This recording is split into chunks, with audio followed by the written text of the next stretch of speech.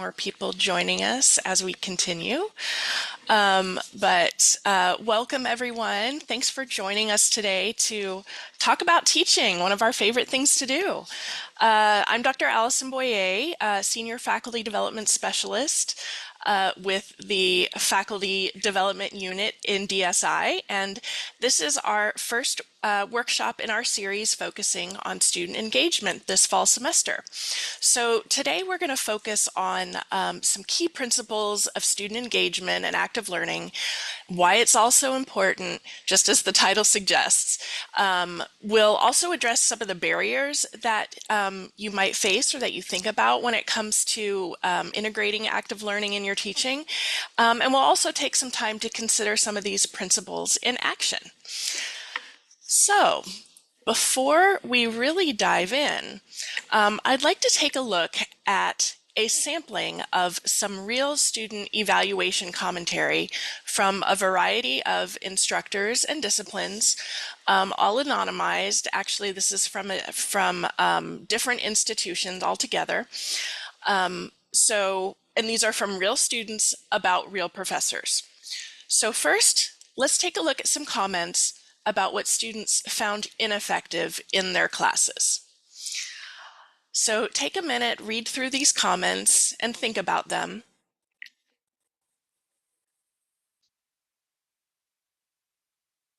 We have comments like, homework feels like busy work,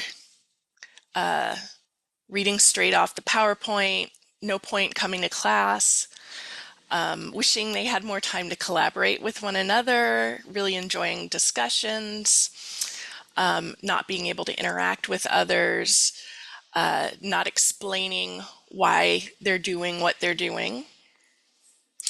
So now let's look at the flip side of that and some comments from students about what they do like in their classes and what does help them learn.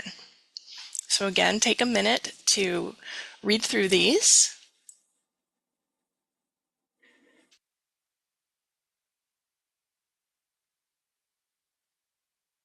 So again, we have some things like very hands-on. I like learning by doing the activities, accommodating individual learning styles, making sure every student is involved and understands, adding videos, memes, funny comments that make them want to come to class. You can tell she actually cares, focused on getting members of the class to participate. So as we reflect on this sampling of comments, what are some connections that we might draw from taking these comments all together? What are these students telling us about what helps them as learners? You can put your thoughts in the chat, or if you want to unmute and contribute that way, you can do that as well. So what are these comments telling us? If I may, Yeah.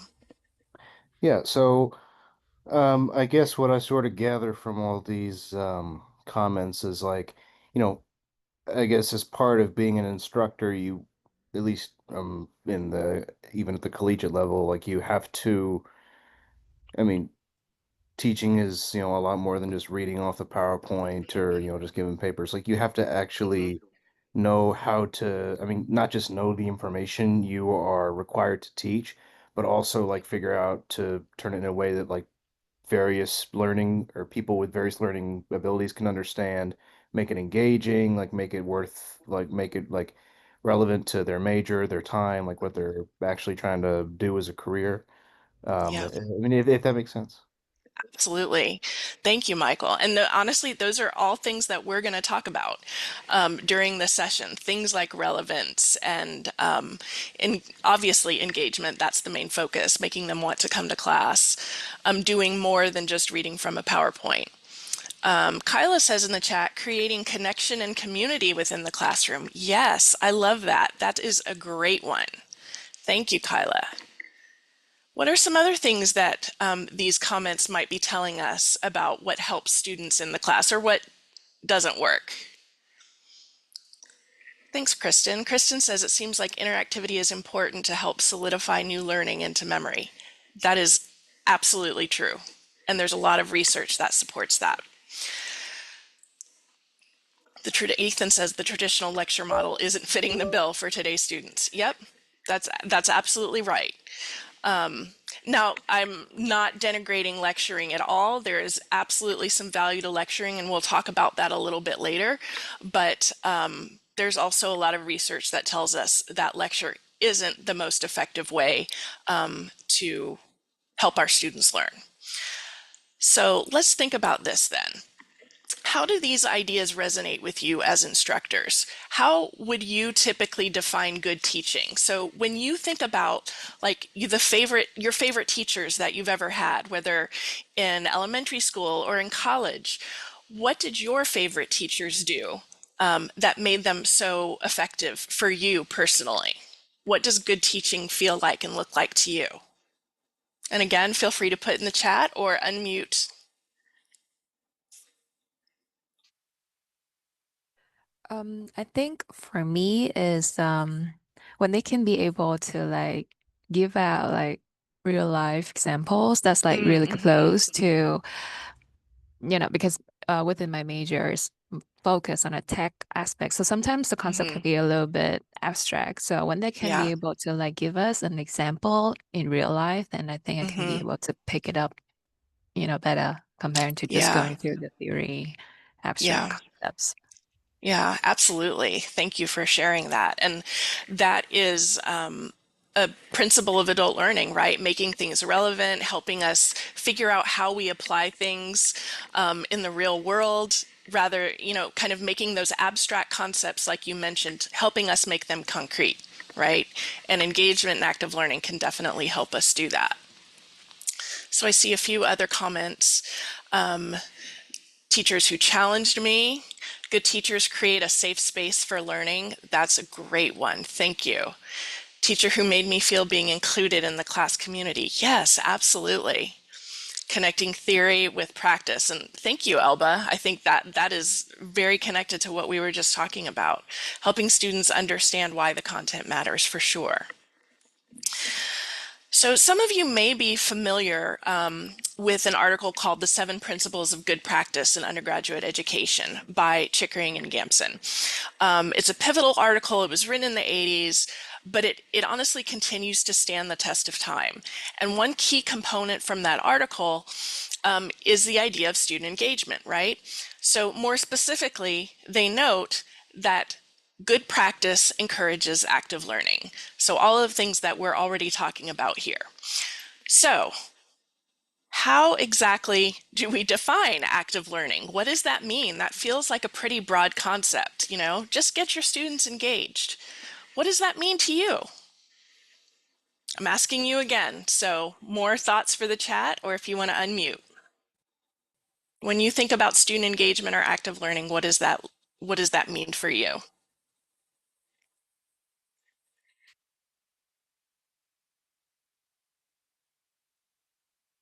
And we can think back to those student comments that we reviewed at the very beginning as well. Conversations, yes, absolutely. Thank you, John. That's a great one. Students feel welcome to ask questions during class. That's so important. These are great. Less teacher talking, more facilitating of activities. You might hear that sometimes, like moving from the sage on the stage to the guide on the side. For sure. Students can see how content connects with them personally through reflection, engagement, working through with classmates. Yes, thank you, Ethan. That's excellent.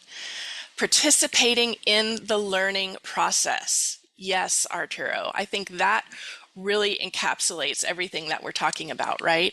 And we'll break that down. It's beyond just like doing things, it's doing things that have meaning for their learning, right?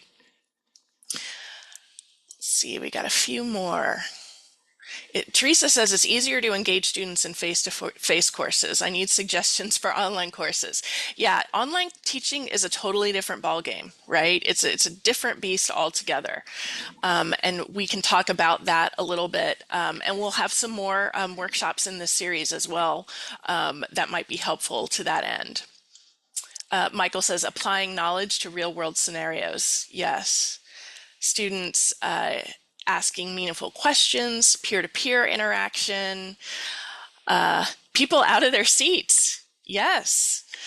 Active learning doesn't always have to be physical, though. I will say that.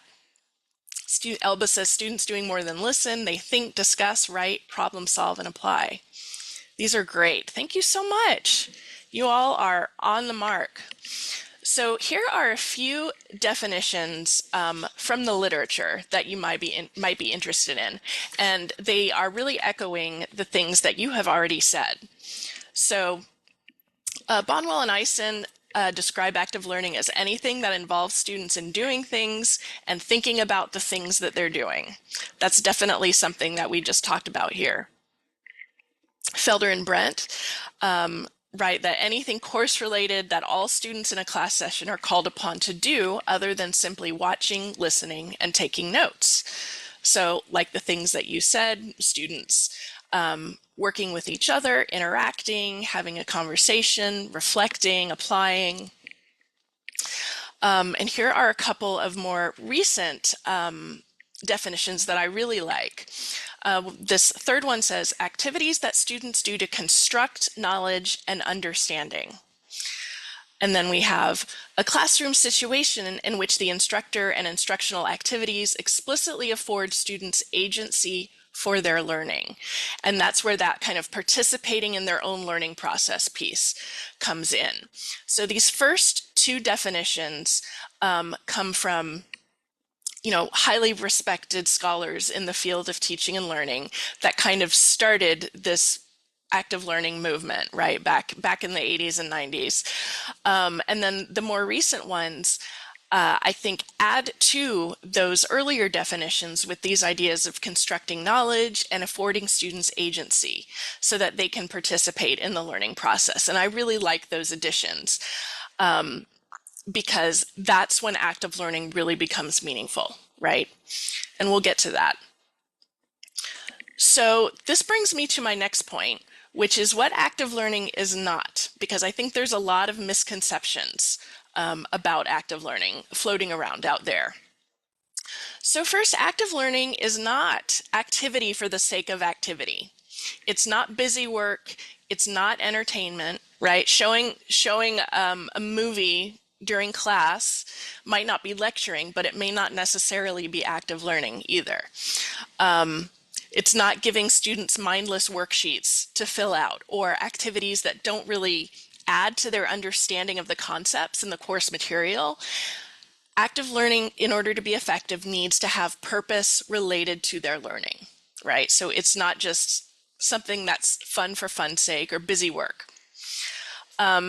It's also not a gimmick just to make class fun. And I'll give you an example.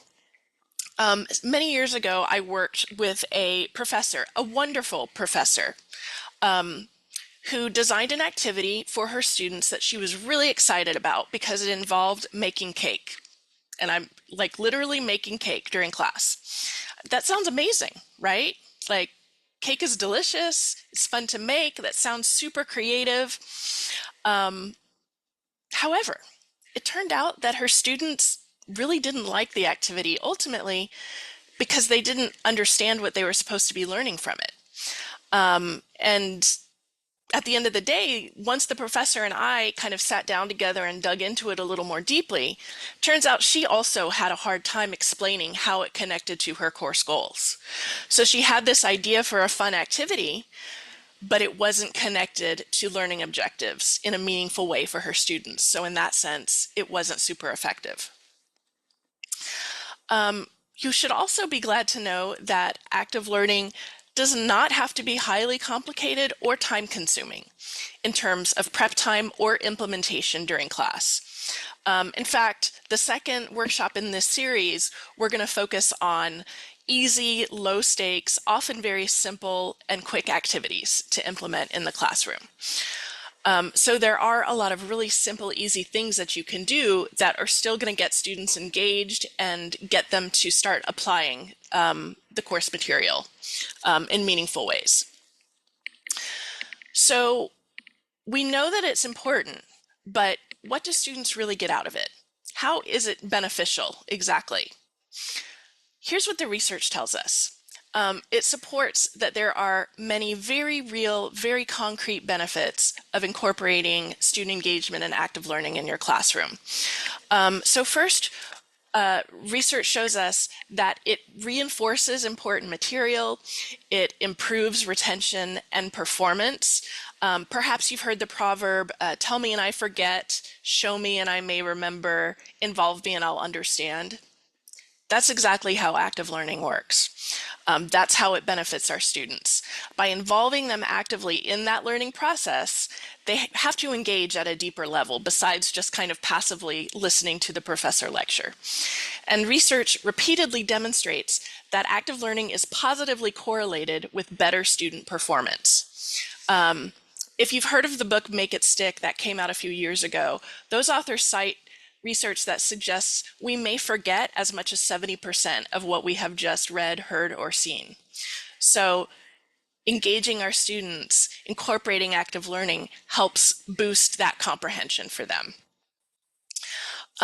It also gives us an opportunity to provide immediate feedback. Getting students to do things like respond to questions, like I did with you all at the beginning of this workshop, or practice skills, provides the opportunity for both you and your students to figure out, are they really getting it, right?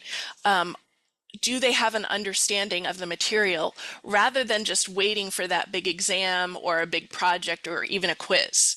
You're doing it in the moment, it's a low stakes thing, and you can figure out what are they getting, what are they not getting, and then you can adjust your teaching accordingly.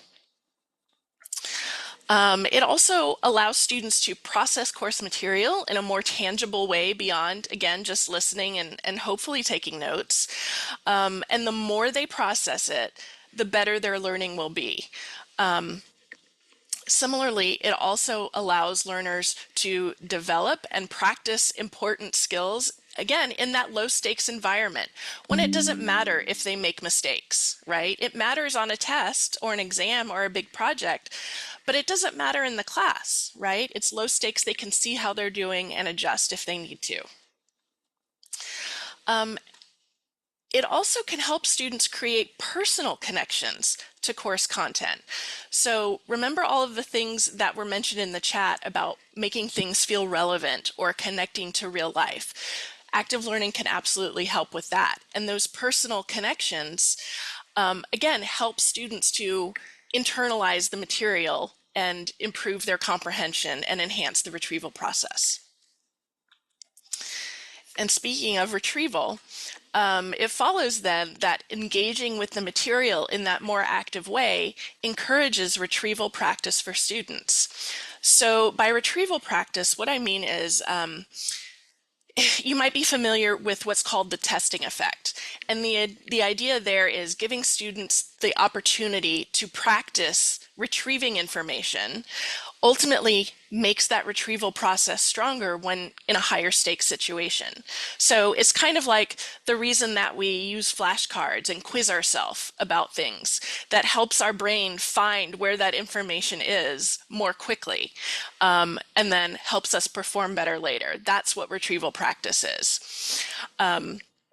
And then it can also help students learn to apply that course material in more complex ways and situations, which is ultimately what we want them to do, right? We want them to learn how to apply this knowledge in our class, but also once they complete our class. And here's that community piece that several of you brought up. Active learning can absolutely help create a sense of community, particularly when students are paired together or grouped together to complete things. This obviously allows them to connect with one another in ways that they're just not going to be able to do if they're just sitting silently next to each other and taking notes and listening, right? And what we also know from research is that community amongst students plays a vital role in student success, confidence, and satisfaction in the course. And I don't know about you, but I have so much fun when I watch my students develop friendships with each other through the activities that we do, whether it's a peer review activity or something else altogether. Those are connections that they might never have made otherwise. especially if you teach classes that are maybe core classes rather than classes in the major. These are students that they might not ever see again or meet again. So it's really fun to see them make those connections. Then they have somebody to turn to, say if they need help with something or if they need to talk about something.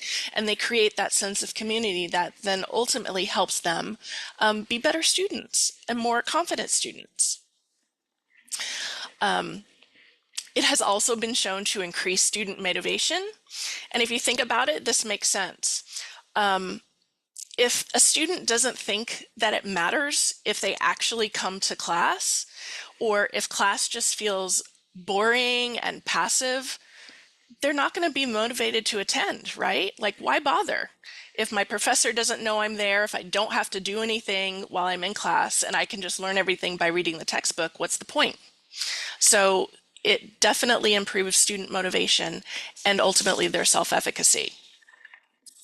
And then last but not least, it's been shown to reduce achievement gaps for students, which is really important. It can help those struggling students level up with other students.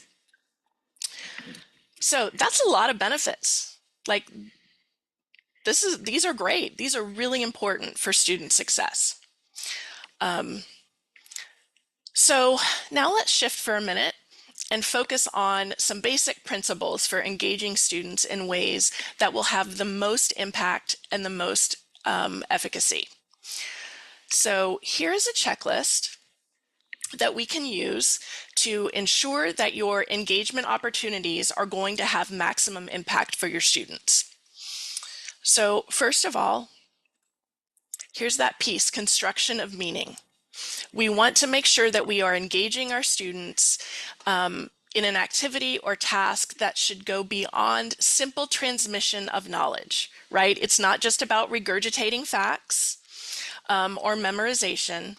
Instead, we want our students to be doing something that asks them to actively link this new information that they're acquiring during your class, perhaps with information they already know, perhaps correcting misconceptions or faulty mental models that they might have about the material, or will help them figure out how to apply this new material to other situations, right? So I think of concept mapping as one good example that encourages students to construct meaning because they have to determine and articulate relationships and connections between theories and ideas that you might be teaching them about. Okay. So next, we absolutely need to make sure that our activities are aligning with our learning objectives. And we need to make that clear to our students too. We might know how they connect, but it might not be automatically understandable to them. They might not connect the dots in the same way that we do. So remember what we just talked about, how active learning should not be busy work? The stuff we're asking our students must be related to the major goals of our course and that individual lesson, or else it's just going to be confusing and pointless for our students, like that cake activity that I mentioned. Okay, the cake activity was fun, but it was not connected to anything meaningful. And here's that relevance piece that you all already brought up. As you probably already know, it is always beneficial when students can see how what they're doing in our course is relevant to their concerns in some way. Why are they doing what they're doing? Whether it's going to help them learn other material later in the course as like a building block or a foundation, or if it's going to help them do something later in their career, that can be helpful. This is a key principle of adult learning theory. So you want to make sure you're explaining to your students why the material is important, but also why this task or this activity will be helpful and important for them as well. So transparency, be transparent with your students, connect those dots for them. And it also makes sense that I think that it is beneficial to encourage students to relate these learning tasks to real life complexities that they might face later. Again, when students can clearly appreciate how the learning tasks are going to help them in the real world, you will get much more buy-in from them and much more motivation. when it comes to participation and performance. And then last but not least, you should strive to get your students to reflect on the meaning of what they have learned and kind of close that loop of the activity, encouraging them to engage in metacognition and really internalize the significance of the material and the task. This might be through individual reflection. It might be like a brief writing activity that they do after the activity. It could be group work. Maybe it's a class discussion that you all do together after an activity or during one, a kind of debrief. This could look like all kinds of different things. But the idea of getting students engaged in that metacognitive process, I think, is really important. And it's going to help feed these other items on the list, if that makes sense. So I'm going to pause for a minute. How are we doing? I've been talking a lot. Does anybody have any questions at this moment? We're kind of at the halfway point. Y'all doing okay? Okay. Yep. Thank you, Wong. Thank you. Yep. Okay. Yeah, John. I'm sorry for I had my muted. I'm old enough to remember the era before smartphones. Yeah. It was much easier back then to get students to engage with each other. So right now, when I walk into class, it is a cathedral. It is very quiet. Yep. People are on their phones. Mhm. And so 10 years ago, when I would say, okay, I want to take 5 minutes, work on this problem, talk to a buddy next to you, compare notes, Mhm. they would talk to each other. Mhm. Nowadays, they're much more reluctant to engage with their Yeah. neighbor, even if I give them the time to do so. And even if I say, this is your chance to talk, I will shut up. Yeah. This is your chance to talk. And Yeah. even so, students seem to be very unwilling to do this. So Mhm. I asked the group, is there any best Mhm. practices that anybody has for really forcing people to work together when a lot of them seem very reluctant to do so? John, I don't know if this helps. I absolutely echo your experiences. I've had the same with my students, just walking into silence as they all just stare at their phones or listen to their earbuds. I will say for me, what I have found that is helpful is, like, say I'm asking students to work in pairs or in small groups in a face-to-face class. I will give them a few minutes, but then I will start walking around the room and I will sit down with them and I will start asking them questions about what they're doing and giving them feedback. And I make sure if I teach writing classes, so they're often smaller classes, so it can be a little bit easier to do that. But I found that that helps kind of keep them motivated and, quite frankly, forces them to do it. And if you're teaching an online class, a synchronous online class, you can do the same thing with breakout rooms, and you can pop into their breakout rooms and connect with them in that way. I see a great suggestions in the chat as well about putting them in small groups on day one and asking them to sit together every day. Students will talk more readily in groups. That is a great suggestion. I've definitely noticed that as well before. Like, I watched my students kind of find their favorite partners in class to work with, and then they automatically start to gravitate towards each other, which is kind of fun to see, right? Any other suggestions that y'all might have for John? So Emmy says this brings up a discussion about how technology is being used to supplement active learning, like Mentimeter or iClicker, but then it opens up a can of worms where they're now looking at their phones and being distracted. That's true, but you know what? Students have found ways to be distracted in class since the beginning of time. I will also tell you that technology actually became my best friend when I was teaching classes in the fall. Because I had an activity planned. Like, I had spent all kinds of time putting this activity together. I was super excited about it. And then I got to campus that day, and none of the copier machines in my department were working, and all of the things that I needed were not working. So I punted. I realized I had things saved in Google Drive. I created a link to Google Drive, and I asked my students, I'm like, hey, do y'all mind reading something on your phone or on your tablet? Because they all have them, right? They all had something. And they're like, yeah, sure, no problem. And then they did that, and that actually became something that I used for the rest of the semester. So not only I saved copies, um, I wasn't an old person making copies anymore, and it also gave students access to these things in a new way. And then I continue to walk around with them and can make sure that they're on task.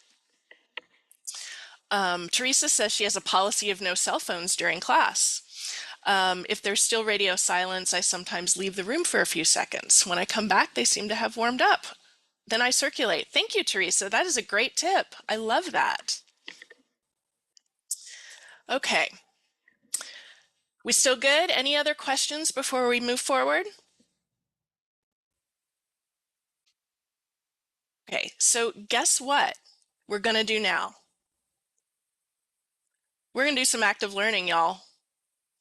So we are going to rate some active learning strategies. So Tama is going to put a document in the chat for you that has a copy of that checklist that we just looked at, as well as some scenarios, but I'm also going to have the scenarios on the slide. So Tama just put directions for how to access the document. You're going to have to download it and then open it. It's a pretty simple PDF, but I'll also have all of this on the slide so you can see it. So we're going to read the active learning strategy together, and then I'm going to launch a poll for each one where you have to rate it from 1 to 5. So if it's a 1, that means it has maybe one item from that checklist or no items on the checklist. If it's a 5, that means it checks off everything on that list, and it's a great example. And then we'll think about what makes it effective and if there's anything that could be improved to make it more effective. Does that make sense to everyone? Okay. So there are going to be 5 of these. Here's the first one. It's biology. The learning objective is recognizing and exploring Mendelian, am I saying that right? Genetics and chromosomal patterns of inheritance. And the engagement strategy is students complete a series of practice problems associated with the monohybrid cross. After they work on the problems, they write an informal 2-minute paper responding to the following questions. What was the most important point you learned? How will this shape the way you look at patterns of inheritance? What inheritance patterns did you learn about that do not typically follow that pattern? So think about it for a minute. I'm going to launch a poll, and then I want you to vote. Okay.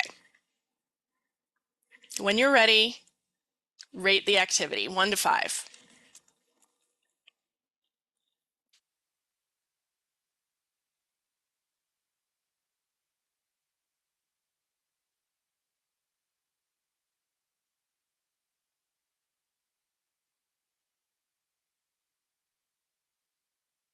And if you need a reminder, the checklist is provided on the document that Tama attached in the chat.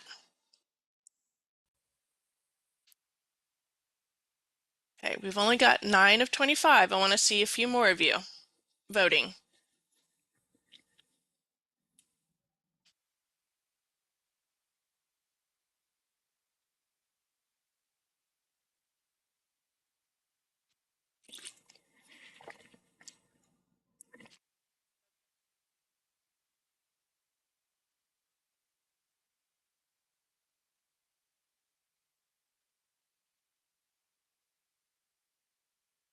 Okay, I'm going to end the poll. Let's see what we got.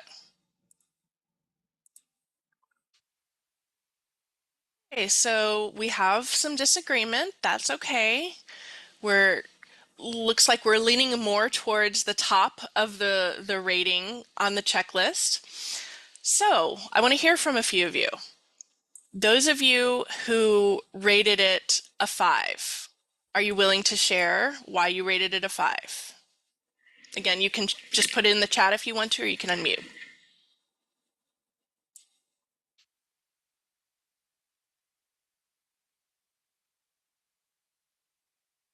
So what's working well in this particular example?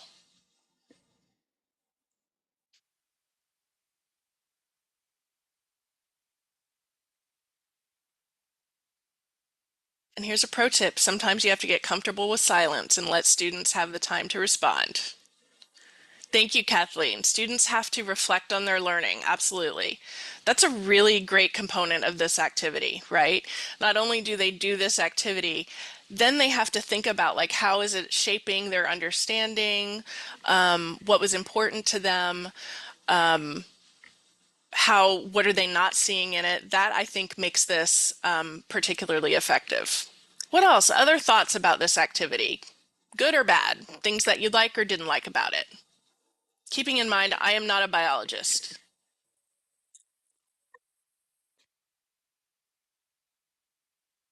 Um, I think it's good, but the issue is that I don't think it's kind of hard to relate to real life scenarios. Yeah, yeah, that's true. That's true. So it's kind of missing the real life aspect. So maybe that could have been that could have been one of the reflection questions, maybe. That could have been helpful. Uh, Teresa says doing a series of practice problems. Kyla says relevant, reflection, small groups, low stakes, absolutely. Michael says it seems relevant to the course material, would help by prefacing with a brief lecture or application. And thank you, Michael, that's absolutely right. So this is kind of a false scenario. You're not seeing it in the context of the whole class period. So we might safely assume that this is probably happening after maybe some sort of lecture, either during that class period or in a previous class period. But we don't know for sure. Okay. Oh, and Emmy says, I think if real life examples were used to create the monohybrid cross would be illuminating. That's a great idea. Or using the students' phenotypes in the room. That could be tricky. But I do like I think the idea of using real life examples in the activity itself is a great suggestion. I love that. Thank you. Purely theoretical, of course. Yes. Okay, let's take a look at another one. The topic is American history. The learning objective is to describe the political party system in the US government and identify parties' core tenets and structure. And the engagement strategy is a class-wide discussion in response to the question, what is the best political party in the United States? I can't wait for you to rate this one.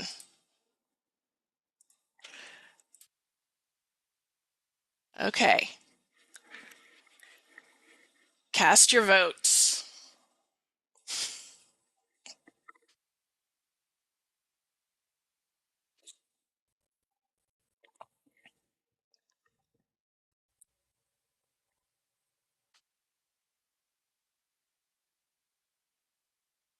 Okay, we're halfway there. Keep voting.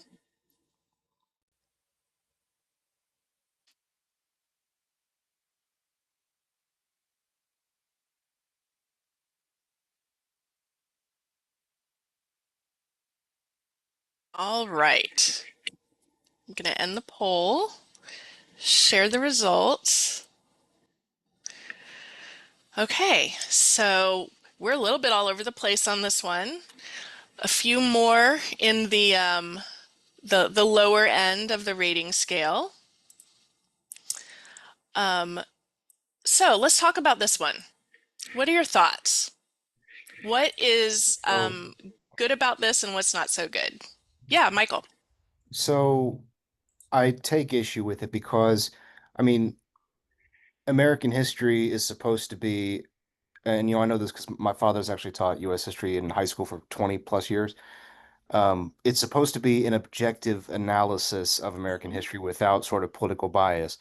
Not only is the question like, what is the best political party, that's kind of skewing more into like government, which is a different type of social study, but also like that is a subjective question.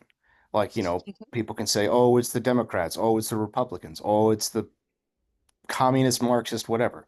And even then, the professor or teacher may or may not have a bias towards either party, which, could also sort of create conflict. It's not really, I would argue that it's not really productive. It just like to the students' actual learning, it can potentially sort of devolve into like some sort of like, yeah, personal opinion or heated debate, tribalism, Yes, absolutely. So what you're really kind of talking around here is that relevance piece, right? I see several comments about that. There's no reflection here. It's like you said, it's definitely based on personal opinion, rather than connecting back to the learning objective. That's something that we haven't talked about yet here. How does just debating the best political party, how do we even qualify what best is, right? It's that personal opinion piece. How is that helping them identify core tenets and structure? It's hard to know, right? And it's definitely not subjective. Now, in terms of engagement, students might certainly get engaged with this, right? Like, this could be a very fiery discussion, but it probably would not be a productive discussion, right? It's definitely divisive, as Teresa says in the chat. And Ethan makes a really good point. He says, I rated it low because it does not engage students who are less outspoken, and the divisive nature of it. Yes. And thank you, Ethan, for thinking about different kinds of participation here. Participation doesn't always have to look like just speaking out loud, right? We need to think about what works for students who don't want to talk out loud. So that's a great point. Class-wide discussion can be very engaging, but this one sounds like it's probably going to turn into an argument, right? And there might not necessarily be a lot of learning taking place. So great, thank you. Let's look at another one. Algebra. So they're learning about linear equations, quadratic equations, polynomials. They're given a worksheet with definitions of each equation and a sample, and then they work on their own to graph each equation. Okay, here comes the poll. Time to vote again. How does this one do according to our checklist?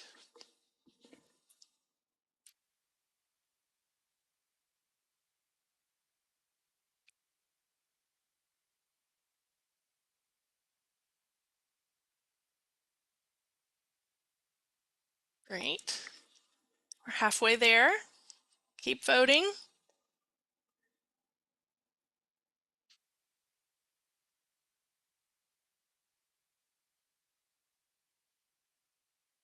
Okay.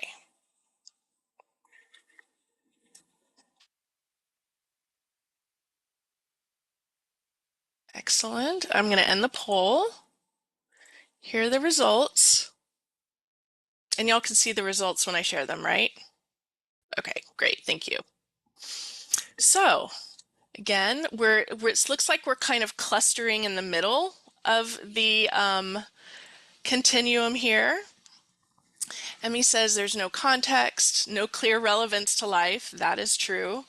No reflection, it triggers my math trauma. Yeah, absolutely. Endless worksheets, right? So what else? What let's try to pick out something that we like about this activity. What is something that might be effective about it? What's it doing well? Because we didn't all give it 0 or 1, right? There's got to be something good about it.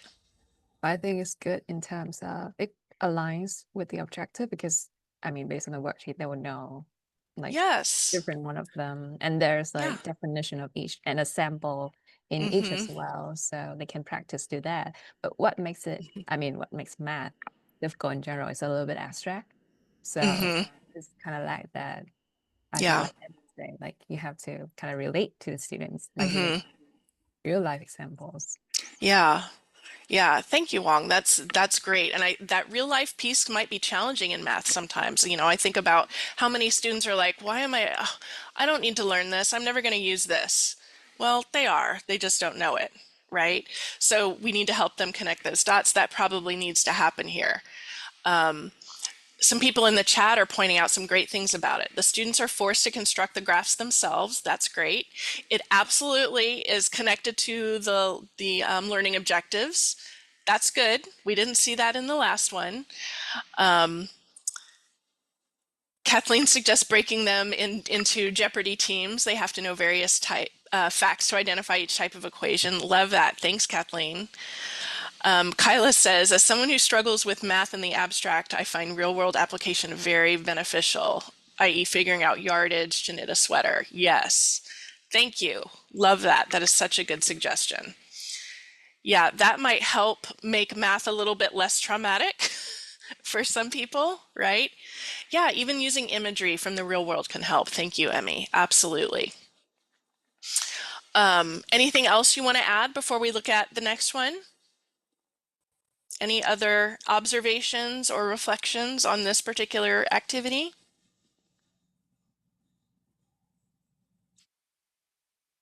Okay, so yeah, I think this one solidly falls somewhere in the middle of that checklist, right? It's got some good things, but it could use some work to make it even more effective, right? Okay, here's one from the humanities. To identify and compare personal views and biases on a topic and examine how art and literature can have influence. So we have students first responding to a series of questions about their own beliefs regarding art and communication. They read a poem by Seaborn Jones. Then after the poem, they respond to the statements again based solely on their reading of that poem, and then they write some journal entries about any changes in their thinking. So I'm going to relaunch the poll. Time to vote.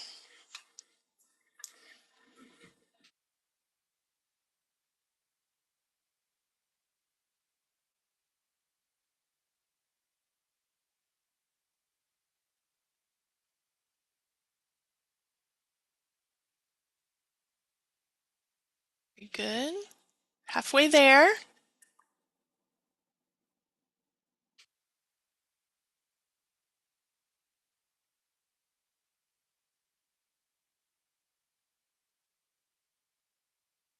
Okay. Going to end the poll. Share results.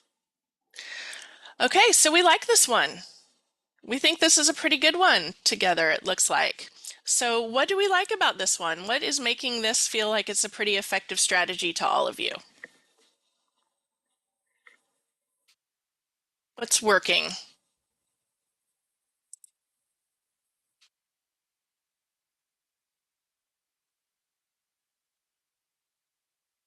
I think there's a huge piece of reflection right there because they start up with basically having the first thoughts first and then read the poem and then reevaluate again. So it kind of helps Yeah. to determine Yeah. the view and the biases in the topic. Yeah, absolutely. That reflective element is so powerful in this one. And I love this. Michael mentioned this in the chat as well. It is encouraging students to reflect on their own biases. So that personal piece is important to this one, unlike the one about the political parties, right? And it's kind of encapsulating that poem with the kind of before and after. We can see the connection between how that poem might affect their feelings about it. Elba makes a good point. They're making a personal connection to it in some way, which is really powerful. And we talked about that, experimenting on themselves. So that's probably going to make it super interesting and engaging to the students because it's, about their own response. It has a variety in the activity connecting the personal views and reflection. Yes. Yeah, there's a lot of interesting kind of steps in this activity, right? There's 4 things that they need to do. And then I imagine this could lead to a really interesting discussion afterwards with the whole class, right? As kind of a debrief. That could be super interesting, I think. So yeah, this is a pretty good example. We like this one. All right, you ready for the next one? We got one more. All right. Topic is accounting. They need to understand normal costing and appropriate usage. So for this strategy, they're getting in small groups. They've got Legos. They're working together to build a structure with the Legos, with different types of bricks representing different types of production costs. All right. Time to vote. How do we feel about the Lego activity?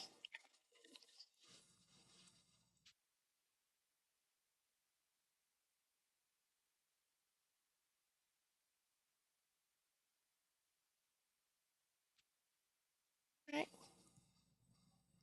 This one might be tough, and that's okay.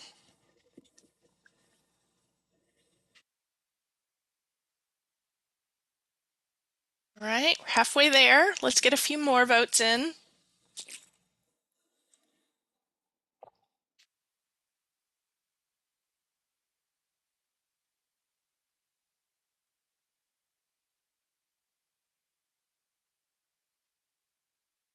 Okay. Right. Gonna end the poll now. We've got some varying opinions on this one, and that's what I expected. So let's break it down.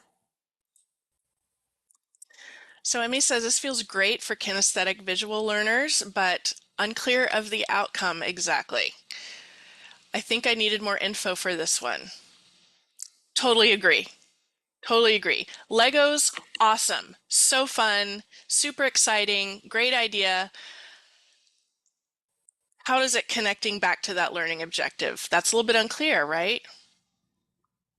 Yeah, and Teresa points out that we're missing some of the reflection. We're missing a little bit of the integration in real life. Ethan says the relevance is questionable to accounting. Yes, I'm not an accountant, but I agree. Yeah.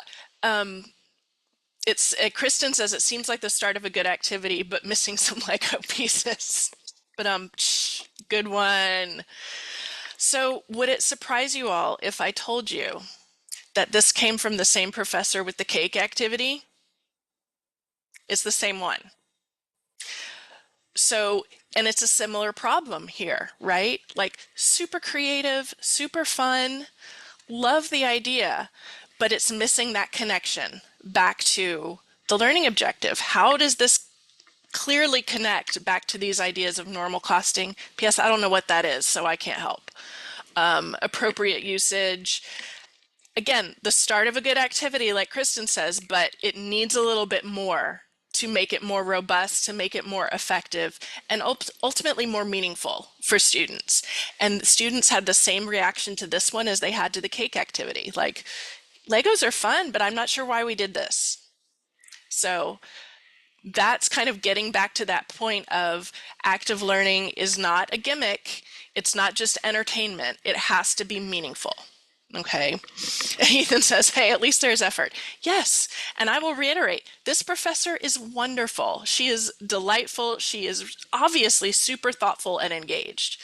Just needed to take it a little bit further to make this an amazing activity. Okay. So perhaps you are skeptical. And in case you don't know, this is what a skeptical cat looks like. So here's some of the common barriers that we might hear about related to active learning. Perhaps the most common one is, isn't this going to take up too much class time? How am I going to cover all the content?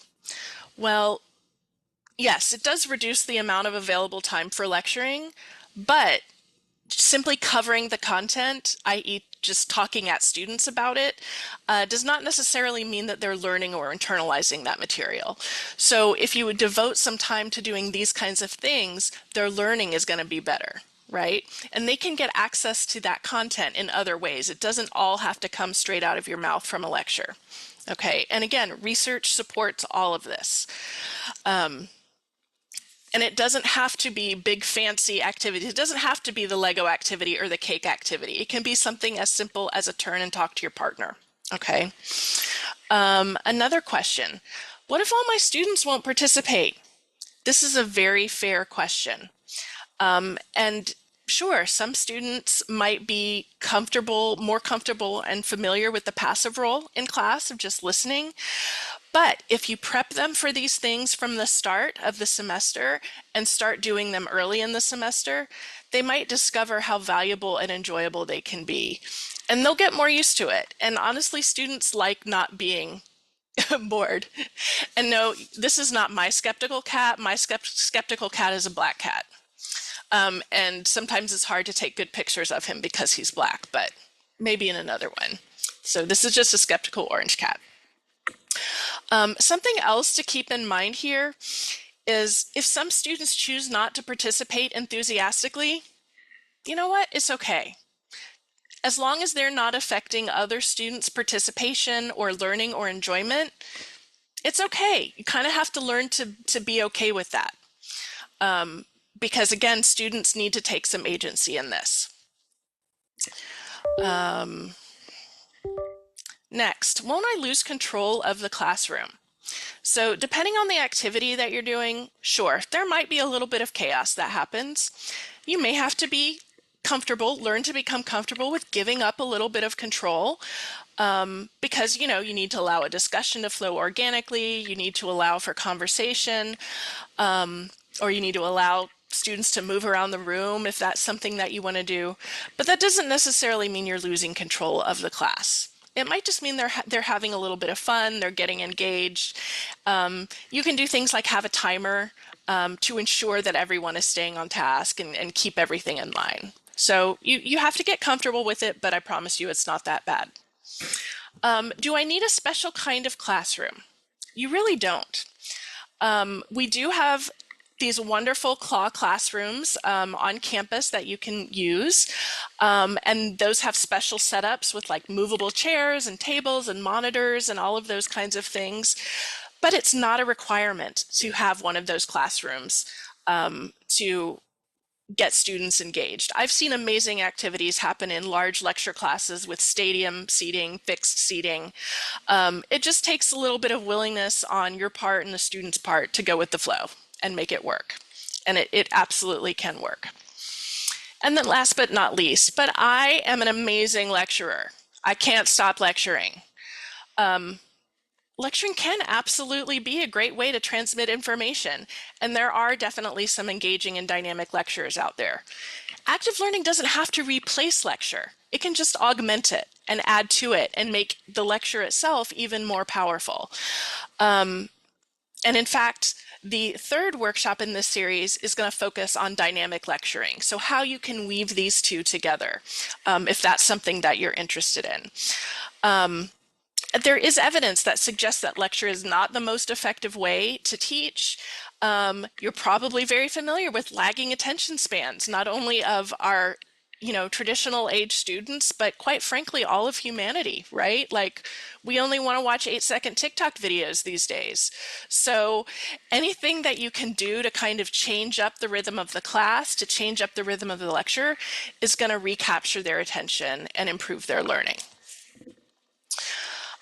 You might be glad to know that there is a continuum on which active learning strategies can fall based on complexity and classroom time. So again, it doesn't have to be at the very top of the complexity of the continuum. It can be down here. It can be a minute paper. It can be a pause. It can be a think, pair, share. Okay. So don't feel like it has to be this big fancy thing that you do. Okay. And a few tips for getting started. Start small. If it's brand new to you, if it's a new activity, don't try to do everything all at once, okay? Don't bite off more than you can chew. Try something small. Plan ahead. It's always good to have a plan for anything that you do in any class that you teach, but this will be especially important if you're designing some more complex activities. Obviously, don't be afraid to try something new. Keep the checklist in mind. That will help you make sure that you're accomplishing everything that you need. it can be a great idea to try it out yourself first, kind of test drive it so you can get a sense of how long it's going to take. Figure out if it's a reasonable task. Again, be transparent with students about why you're doing the activity. I've said this before, I'm saying it again. Help them understand the point, the relevance.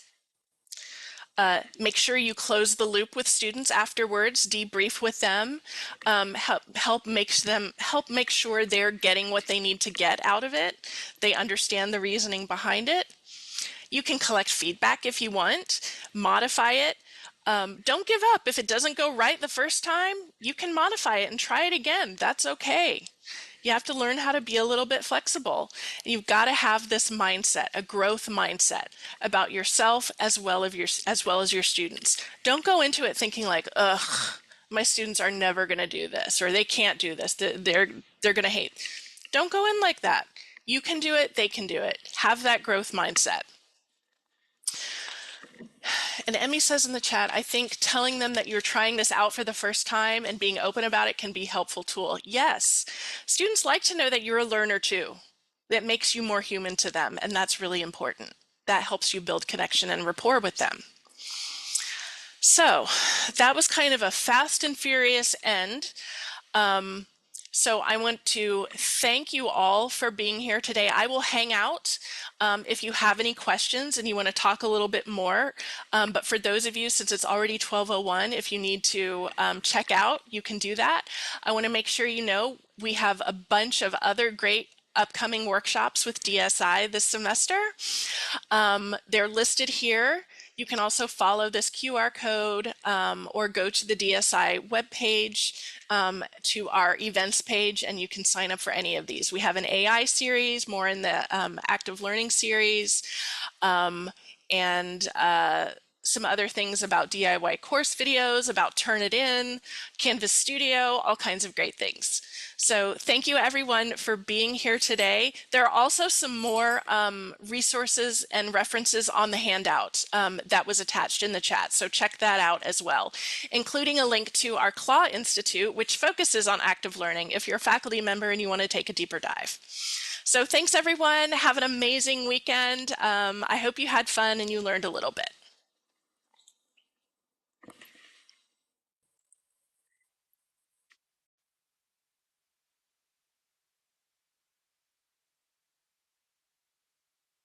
Oh, thanks, Tama, for putting the hand